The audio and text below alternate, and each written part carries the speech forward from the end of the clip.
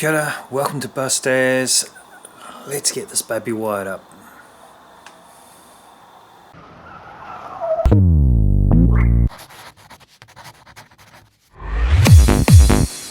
So the first step in connecting this BMS system is to hook up this ribbon cable to the individual cells, and that's how it's going to be monitoring the cells. Now there's a simple logic that's used.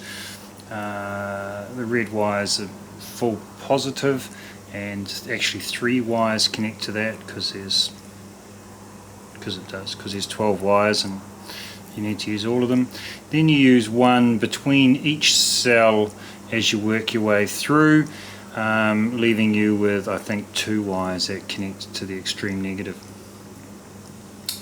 Now, for the purpose of just playing with this and testing, I'm literally just going to pop one of these wires underneath a screw in the appropriate place.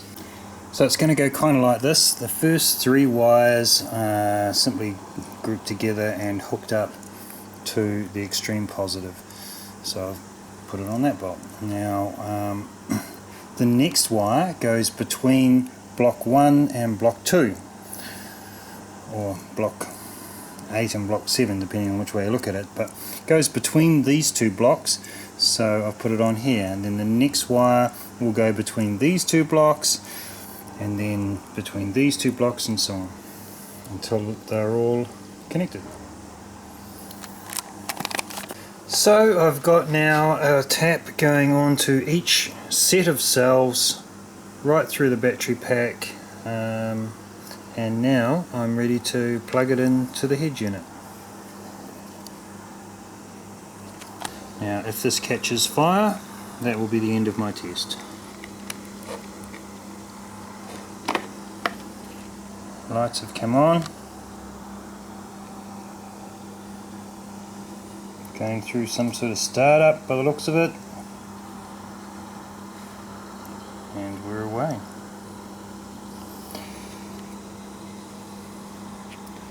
Now I need to get into the parameter settings.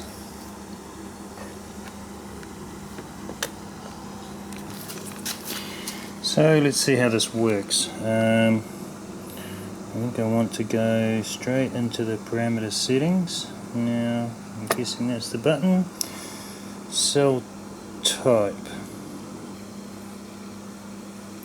So cell type LiFePo.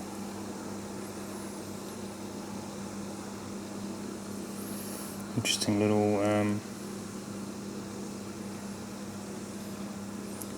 little explanation of what's going on there. So that's good. I want to go down to the number of cells, 8. Seems to already know that. And starting battery capacity. So I believe these are 240 amp hours. Right, I think that's all I need to do. I'll go store parameters.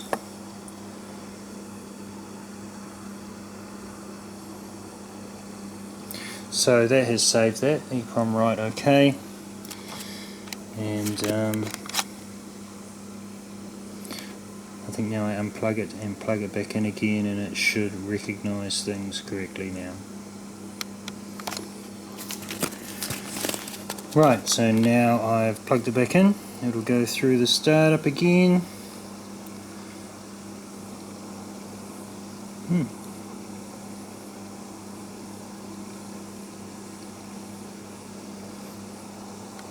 Now it doesn't know how much charge it's got at this stage, or how much capacity it's got, so it'll take a few cycles for the percentage to get more correct. This little light suggests the Wi-Fi is trying to turn on and do something, and the fact that I've got no load, no battery current movement and no charging is because I've got no shunts connected to it at this stage. So simple as anything. Well, actually no, this is not a plug and play thing.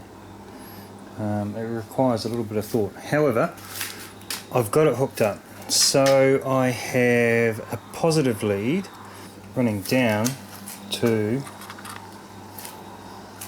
my shunts. Now this is the battery shunt, and yeah, as strange as it may seem for a lot of RV users, shunt's on the negative. This shunt's on the positive. At the end of the day, a shunt is measuring the movement of current, so positive or negative probably doesn't matter, into what will, in the real world, be my load bus bar. Now then, so this represents my loads coming out here. Now then it goes into another shunt, which is the solar shunt. I'll just move the negative out of the way. The solar shunt, and that is my charge bus bar, which at this stage is represented by this lead here. Now following this lead here, that comes through to my actual load bus bar for testing purposes, and my only real load is the inverter. Now the solar panel bus bar, or the charging bus bar, comes through at this stage just to the DSSR20, which came with the kit, which essentially is my charge controller, or my charge device. It's just a digital solid state relay with a bunch of cool tricks built into it. Now that is hooked to, not in fact my solar panels, because because it's night time, it's hooked to my DC power supply, which means that I can give it a constant current feed, simulating a solar panel. I'll come around this side to see. Now the control wiring, that's where it starts to get a bit painful. Now as you can see here, this is where everything goes. Now these are Cat 5 or Cat 6 cables, and they kind of push fit into this crazy little plug here, and because these are stranded cables and not solid cables, I have to use a little pin in that tiny wee slot above the hole to get the cable in. Now I've already pulled a few out by accident, so not at all keen on this setup. Not sure how I'll handle that. What I may do is run them out into like some sort of terminal that I can connect some decent wires to. The reason he recommends these Cat 5, Cat 6 cables is because they're twisted, and twisted cables have a much lower noise ratio. So I'm using them for the testing at this stage at the very least. I've used a theory that says the full color is positive and the white and color is negative. So in this case, brown and white is for the external load shunt. Now with the shunt, it has a positive and negative. Now of course it's both positive, but the nearest to the battery positive is more positive than the nearest to the load. So positive full color brown goes here, and white and brown goes to the negative or less positive terminal. Now likewise here I have blue and white, blue being positive, hooked up to the panel shunt. Now in the case of the panel shunt, the most positive is in fact the one nearest to the panel. So if everything has gone to plan, plugging this ribbon cable, which is the power supply and the battery monitoring setup, back into here will not let any smoke come out. Of course, if smoke comes out, can't get it back in, probably stuffed. So it's going through its setup and seems to be working. Now let's just check how the parameters are. It has remembered those settings, so that's good. Device settings, obviously the time and date will be wrong. I don't think I'm too worried about anything else there. These settings here, so these are the shunt settings, and they're set at they're set wrong. Now setting up the shunts, I need to set in the milliohms of the shunts, and who knows what that is. That seems difficult, doesn't it? Now ohms, that's the volt drop divided by the amps. So 75 millivolts divided by 200 amps equals 0.375. So I've got to change this to 0.375. In fact, it even explains it to you right here. So it's the value of the external battery current shunt. Explains it kind of slowly in milliohms. An example is for a 500 amp 75 millivolt shunt. 75 millivolts divided by 500 amps. So that's pretty straightforward. So that's what we've done, and now we just change this. Now the menu system is pretty simple and works fairly well. This is boring though, so we're going to fast forward. So there we go. I've got a 200 amp 75 millivolt shunt for both shunts, so I've set both of them the same. Now somewhere here, I don't really need to get into that. Actually, I will have a quick look in this. Now what I want to do is this maximum state of charge. Now every day when you first get some sun, it's going to charge up to 100%, and then it's going to try and stay at a maximum state of charge. Now I'm just going to reduce that to 80% for now. So what that means is that once it's reached 100%, it'll let it get down a bit, then it'll recharge, and it'll try and maintain 80% charged,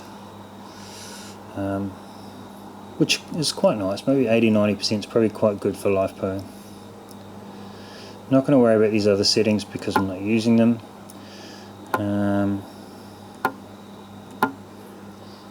Yeah, no, it's a bit intense. So they're probably okay. I'll get into the device settings and I will save them. Now I'll get into the parameter settings. So we saw I've set it up as a LiFePo battery of 8 cells, 240 amp hours. I can get into advanced parameter settings, which at the end of the day, if you don't know more than what this guy who created this knows, then you probably shouldn't mess with these. But it's got some settings that say overvolt is 3.55, recovery at 3.4, undervolt's 2.8, and recovery is at 3.2. Now over voltage lock is 3.75. Now I guess, in fact it'll tell us,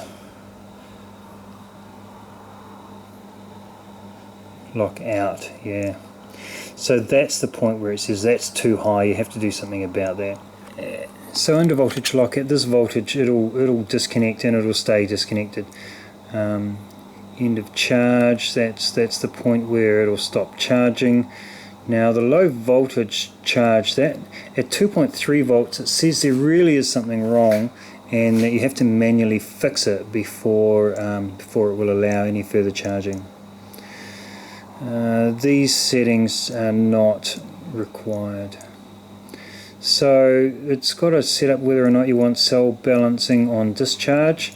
I don't know enough about these yet to determine whether or not I want to use that.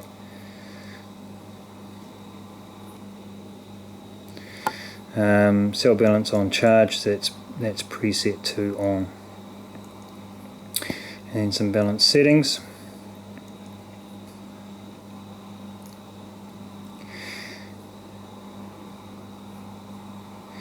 And some temperature settings. I don't have a thermistor yet, so I'm not using that. There's a ton of settings in here that I don't understand. So I'm going to store the parameter settings I've got set.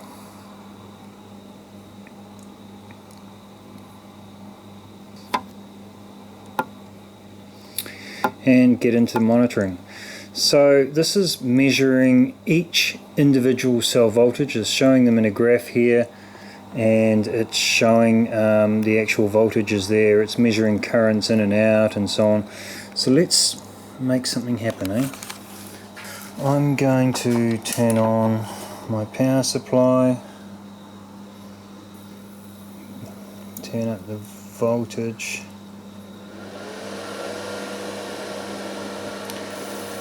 turn down the amps. So I've set that around about 30 volts, around about 5 amps. What we see happening now is we've got a little light that's come on here, which suggests that this is putting power into the battery. Now, because the battery is quite big and that's quite small, that's reacting like a solar panel in that it's dropping. It's trying to reach 30 volts. It's never going to at 5 amps. It's actually running at the voltage of the battery, which we can see here is 27 volts. Now, what it's also saying is that the battery is increasing by about 5.6 amps, and that is coming from the solar panels. So you can see the solar panel amps going up and the battery amps going up. Now, what that says is it's measuring a current across here and saying this is the charge coming in, and it's measuring the current across here and saying this is the charge going into the battery. Now, why that's important is because I could turn on a load. Now, I'll manually turn on this, which is hooked up to my fan, which means now I have a load coming out of here. So it's getting a charge in here about 5 amps, then it's got some load happening here, and then across here it's actually charging or discharging the battery. So let's have a look. So what that means is I have a load here, and it says it on the bottom here, which it's pretty bloody small. So it says I've got 5.5 amps coming in from the solar panels. The battery is actually going up by 1.4 amps because it's got a 4.1 amp load. So it's monitoring the whole lot.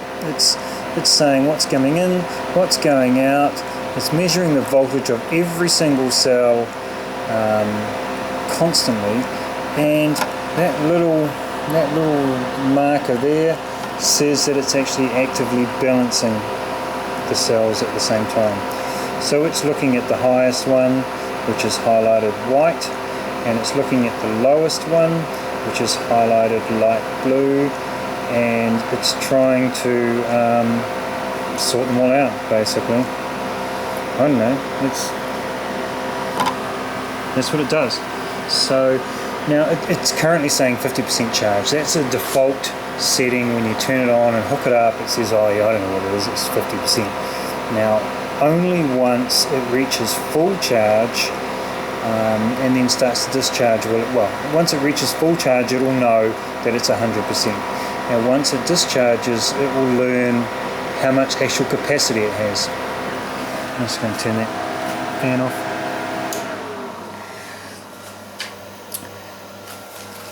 So what I need to do now is to charge it up. Now, I don't want to do that while I'm not watching.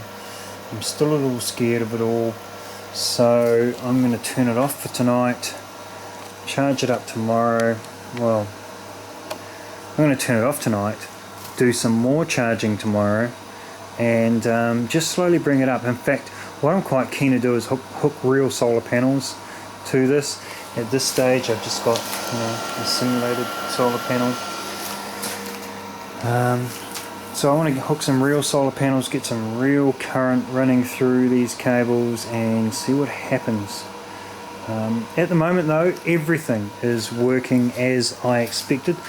I'll have to find out a setting. I think there's a setting I can use on that which will simulate overload and shut that off, and it'll simulate low voltage and shut that off, and I just need to make sure that those things work, so I'm confident about them. And then I should be able to literally leave it charging overnight and know that it's going to take care of it correctly. But all looking really, really good. Not crazy about these silly little cables, not incredibly comfortable with them. Maybe I can find a more industrial alternative. Obviously it's a hell of a mess. Hopefully in the vehicle it'll be ever so slightly less messy, but we're up and running. So that's us for now. Hope you enjoyed the video. If you did, you can like and subscribe and all that. Maybe watch another video up here. But otherwise, hopefully I'll see you again soon. Take care. Mā te wā.